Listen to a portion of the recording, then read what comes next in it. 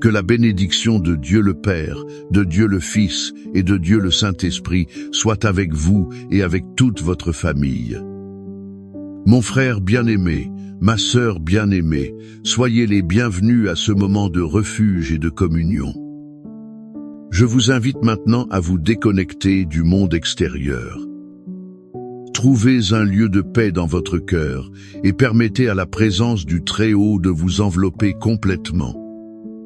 Imaginez, en cet instant, qu'un manteau de paix, tissé avec le plus pur amour céleste, est placé sur vos épaules. Il soulage tout poids, toute anxiété et toute préoccupation que vous portez. Sentez le sceau de la protection divine se poser sur votre maison, sur votre mariage et sur la vie de chacun de vos enfants.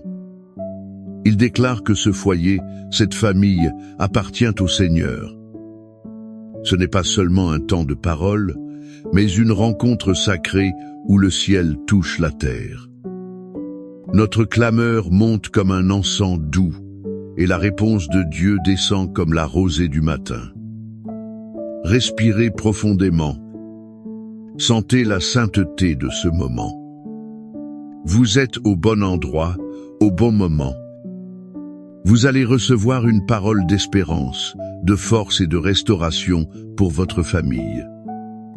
En ce moment, dans l'unité de la foi, nous nous levons comme gardiens spirituels de nos foyers. Au nom qui est au-dessus de tout nom, le nom de Jésus-Christ, nous assumons notre autorité. Nous nous tenons dans la brèche pour nos familles. Nous déclarons la souveraineté de Dieu sur chaque aspect de nos vies. Nous déclarons que notre maison est une maison de bénédiction, un autel d'adoration au Dieu vivant. Au nom de Jésus, nous brisons et annulons toute flèche enflammée de l'ennemi lancée contre l'union de notre mariage. Nous la repoussons également contre l'esprit et le cœur de nos enfants. Nous annulons toute parole de malédiction, toute plaie proférée. Nous rejetons aussi tout héritage d'échecs, de divorce et de maladies qui auraient pu s'installer dans notre lignée. Nous réprimandons l'esprit de division, de discorde, de rébellion, d'amertume et de manque de pardon. Nous lui ordonnons de perdre sa force et de se retirer maintenant, au nom de Jésus. Nous déclarons que les portes de notre maison sont fermées aux dévoreurs, à l'accusateur et au trompeur. Et nous ouvrons les portes de notre foyer au Roi de gloire, au Seigneur fort et puissant. Nous proclamons que le sang de l'agneau, versé sur la croix du Calvaire, est notre protection. C'est également notre rédemption et notre bouclier. Chaque membre de notre famille, du plus âgé au plus jeune, est couvert. Il est gardé et scellé par le sang précieux de Jésus. La joie du Seigneur est notre force. La paix du Christ est notre arbitre. L'amour du Saint-Esprit est le lien qui nous unit. La victoire a déjà été remportée sur la croix. Aujourd'hui, nous prenons possession de cette victoire pour notre famille. Maintenant, je voudrais vous inviter à apaiser votre cœur. Voyagez avec moi vers les pages sacrées de l'Évangile de Luc, au chapitre 15. Là, Jésus nous raconte l'une des histoires les plus émouvantes et révélatrices sur le cœur de Dieu. C'est la parabole du Père miséricordieux et du Fils prodigue. Essayez de visualiser la scène. Un jeune homme, le fils cadet, rempli d'orgueil et impatient, s'approche de son père. Il lui demande sa part de l'héritage. C'est une demande choquante, presque comme souhaiter la mort de son propre père.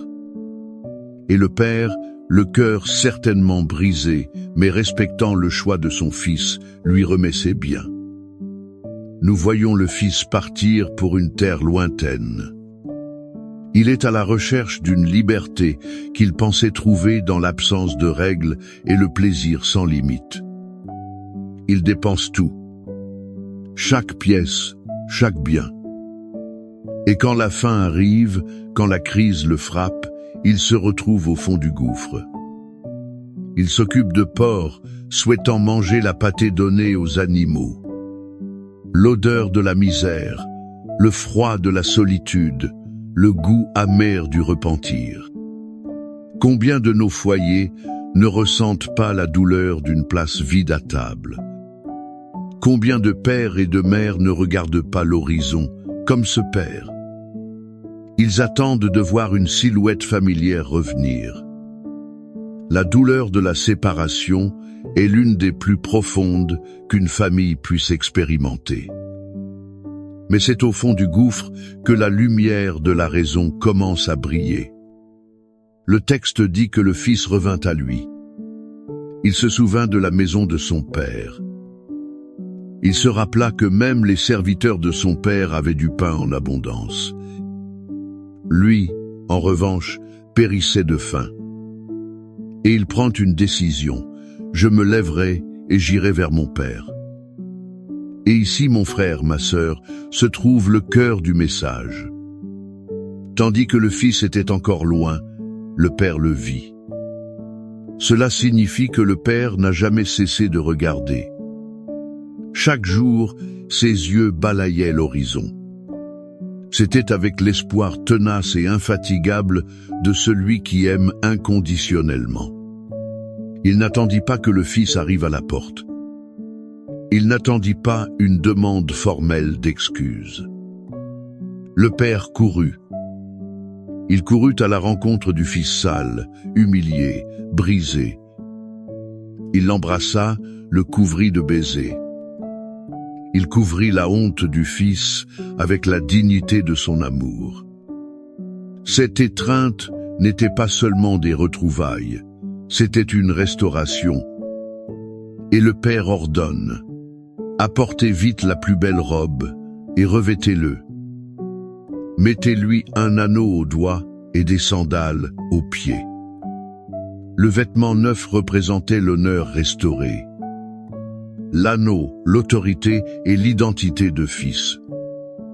Les sandales, la fin de l'esclavage et le retour à la liberté de fils bien-aimé. La fête qui s'ensuivit n'était pas seulement pour un retour, mais pour une résurrection. Car mon fils que voici était mort, et il est revenu à la vie, il était perdu, et il a été retrouvé. De cette histoire puissante, nous tirons des leçons. Elles sont un baume pour les blessures de notre famille. La première leçon est: l'amour de Dieu le Père pour sa famille n'abandonne jamais. Peu importe à quel point un enfant, un conjoint ou un être cher s'est égaré. Peu importe la profondeur des blessures ou la gravité des erreurs. L'amour du Père céleste continue de regarder l'horizon. Il attend, aspirant ardemment au retour. Il n'est pas un Dieu d'accusation, mais de restauration. Il ne se réjouit pas de notre misère. Il court à notre rencontre pour nous vêtir de nouveaux habits. Avons-nous regardé nos proches avec les yeux de Dieu? Est-ce avec un amour qui espère et qui croit en la restauration? La deuxième leçon est: il y a toujours un chemin de retour à la maison. La condition pour le retour est de revenir à soi. C'est la reconnaissance humble de notre besoin de Dieu et de notre famille. Pour celui qui se sent perdu, brisé, indigne, le message de cette parabole est un phare d'espérance. Peu importe à quel point vous êtes tombé, la maison du Père est ouverte. Le repentir n'est pas un acte d'humiliation, mais un pas de courage vers la guérison. Quel pas d'humilité peut être une demande de pardon devons-nous faire aujourd'hui? C'est pour commencer notre propre chemin de retour à la maison, vers l'harmonie familiale. Et la troisième leçon vitale est: le pardon est la clé qui ouvre la porte de la restauration familiale. Le Père n'a pas seulement pardonné, il a célébré. Il a complètement restauré l'identité du Fils. Dans nos familles, nous gardons souvent des ressentiments, des amertumes. Nous retenons aussi des listes d'erreurs passées. Ces choses sont comme un poison qui ronge les liens d'amour. Le pardon véritable, comme celui de ce Père, permet à la guérison de commencer. Il permet aussi à la joie de revenir remplir la maison. Le pardon libère non seulement celui qui est pardonné, mais principalement celui qui pardonne. Sommes-nous prêts à lâcher les chaînes de l'amertume? C'est pour embrasser la liberté de la réconciliation dans notre foyer. Et ce Père aimant de la parabole, qui protège, qui restaure, qui pourvoit, est le même Dieu. Il nous a laissé des promesses écrites dans sa parole. Des promesses qui sont comme des murs de protection autour de notre maison. Il nous a donné le psaume 91 comme déclaration de sa protection et de son abri sur ses enfants. Il nous a donné le psaume 23 comme la certitude de son soin, de sa provision. Il nous offre aussi sa guidance de pasteur pour toute notre famille. C'est pourquoi je vous invite maintenant à fermer les yeux si possible. Recevez chaque parole du psaume 91 non comme une poésie ancienne, mais plutôt comme un décret divin de protection sur vous et sur tous ceux que vous aimez. Recevez cette parole avec foi. Celui qui demeure sous l'abri du Très-Haut repose à l'ombre du Tout-Puissant. Je dis de l'Éternel, il est mon Dieu, mon refuge, ma forteresse, en lui je me confie. Car c'est lui qui te délivre du filet de l'oiseleur, de la peste pernicieuse. Il te couvrira de ses plumes, et tu trouveras un refuge sous ses ailes. Sa vérité est ton bouclier et ta cuirasse. Tu ne craindras ni les terreurs de la nuit, ni la flèche qui vole de jour, ni la peste qui marche dans les ténèbres, ni la contagion qui frappe en plein midi. 1000 tomberont à ton côté et 10 000 à ta droite. Mais le mal ne t'atteindra pas. De tes yeux seulement tu regarderas, et tu verras la rétribution des méchants. Car toi, Éternel, tu es mon refuge. Tu as fait du Très-Haut ta demeure. Aucun mal ne t'arrivera, et aucune plaie n'approchera de ta tente. Car il donnera ordre à ses anges à ton sujet. C'est pour te garder dans toutes tes voies. Ils te porteront sur les mains, de peur que ton pied ne heurte une pierre. Tu marcheras sur le lion et sur l'aspic. Tu fouleras aux pieds le lionceau et le dragon. Puisqu'il m'aime, je le délivrerai. Je le protégerai, car il connaît mon nom. Il m'invoquera et je lui répondrai.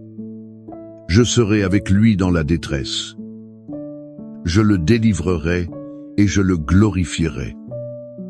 Je le rassasierai de longs jours et je lui ferai voir mon salut. Père bien-aimé, à la lumière de ta parole puissante et de tes fidèles promesses, nous nous approchons de ton trône de grâce. Nous te remercions car tu es le Père qui attend, le Dieu qui protège et le berger qui guide. Et en ce moment, nous unissons nos cœurs et nos voix en un seul cri pour nos familles. Seigneur, nous prions pour chaque fils et fille qui s'est égaré. Il est dans une terre lointaine, loin de toi et de la chaleur du foyer. Ainsi que le Père de la parabole, nous crions afin qu'ils reviennent à eux. Que ton Saint-Esprit les convainque de péché, de justice et de jugement, et qu'ils mettent dans leur cœur un désir profond de rentrer à la maison. Nous déclarons que les chaînes de la dépendance, des mauvaises compagnies, de la rébellion et de la tromperie sont brisées maintenant au nom de Jésus. Père, nous intercédons pour les mariages en crise. là où la communication est brisée, où l'amertume a pris racine, et où le divorce semble être la seule issue. Nous réclamons ta puissante intervention surnaturelle. Restaure les liens brisés, verse ton huile de guérison sur les blessures. Apprends-leur à pardonner comme tu nous pardonnes et rallume la flamme du premier amour. Que chaque couple qui entend ma voix expérimente la réconciliation et l'unité qui viennent de toi. Nous crions pour l'harmonie entre parents et enfants, entre frères et sœurs. Là où il y a la discorde, que la paix soit. Là où il y a la distance, qu'il y ait un rapprochement. Retire toute racine de jalousie, d'envie et de compétition. Plante à la place un esprit d'amour, d'honneur et de soutien mutuel. Et comme le berger du psaume 23, nous te demandons d'être le pourvoyeur de chaque foyer. Que le pain ne manque sur aucune table. Ouvre les portes de l'emploi, de la prospérité et de la sagesse financière. Guide-nous vers des pâturages verdoyants et des eaux tranquilles. Pourvois à chaque besoin selon tes richesses en gloire. Et enfin, Seigneur, nous prions pour la guérison. Guérison pour les corps malades, pour les esprits anxieux et pour les âmes abattues. Que ta vertu traverse chaque personne qui entend cette prière. Apporte soulagement, restauration et santé complète. Que ta paix, qui surpasse toute intelligence, garde nos cœurs et nos esprits en Christ Jésus. Nous vous invitons maintenant, si vous le ressentez dans votre cœur, à écrire en commentaire le nom de votre famille. Vous pouvez aussi y mettre votre demande spécifique. Créons une chaîne d'intercession, croyant que la prière d'un juste est très efficace. Que la grâce de notre Seigneur Jésus-Christ, qui nous a réconciliés avec le Père, soit sur vous. Que l'amour de Dieu le Père, qui ne nous abandonne jamais, soit également sur vous. Et que la douce et puissante communion du Saint-Esprit, qui nous unit et nous console, soit sur vous et sur toute votre maison, aujourd'hui et pour toujours. Que vous marchiez dans la certitude d'être aimé, protégé et guidé. Que votre famille soit un phare de la gloire de Dieu sur cette terre. Allez en paix et vivez la victoire que Christ a remportée pour vous. Amen.